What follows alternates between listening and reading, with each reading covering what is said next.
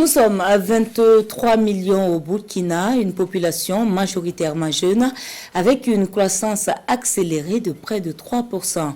Le monde, quant à lui, frôle la barre des 8 milliards d'habitants. Des chiffres livrés lors de la commémoration ce jour de la Journée mondiale des populations. Étant majoritaire dans les statistiques, le monde fait le choix de porter la voix de l'autre moitié du ciel, faire entendre la voix des femmes et des filles pour saisir les opportunités infinies du monde. C'est le thème retenu pour 2023. Détail avec Nongba Kouda et Chantal Ouetraogo. Estimée à 23 millions, la population burkinabé a une croissance rapide de 3%. Concrètement, la population s'augmente de près de 600 000 personnes chaque année. Une démographie qui se présente sous plusieurs caractéristiques. L'une des caractéristiques principales de cette population, c'est sa jeunesse. 77% ont moins de 35 ans. La deuxième caractéristique, c'est qu'elle est majoritairement rurale. La troisième caractéristique, c'est que c'est une population composée à 52% de femmes.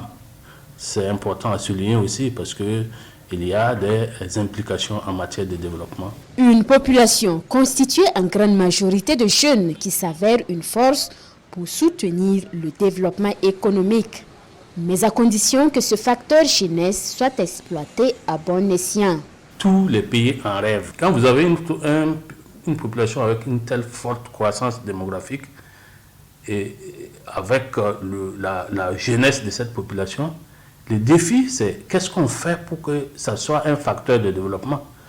Parce que c'est des bras valides, mais il faut bien qu'ils aient quelque chose à faire. Sinon, ça devient ce qu'on appelle une bombe démographique. Selon l'expert en démographie, le Burkina Faso doit appliquer des politiques et mesures pour développer ce capital humain afin d'espérer une meilleure capture du dividende démographique. Vous avez une telle jeunesse de population, ce n'est pas, c'est pas en créant 100 emplois par-ci, 200 emplois indirects par-là. Non, il faut des politiques ambitieuses qui peuvent véritablement révolutionner l'emploi pour que ces bras valides-là aient quelque chose à faire.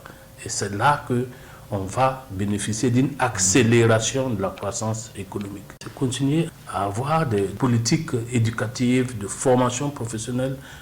Combien ont une formation professionnelle de ce nom capable d'aller créer son propre emploi et d'employer d'autres personnes, ainsi de suite. Ce n'est qu'à ce rythme-là qu'on peut justement en faire un pilier du développement. L'expert reconnaît que la forte natalité au Burkina ne constitue pas en elle seule une contrainte, mais elle est fonction de l'investissement fait pour en tirer profit. Cela revient à dire que les naissances doivent se faire de façon responsable et le devoir incombe à l'État et à chaque ménage de booster le potentiel lié à la démographie.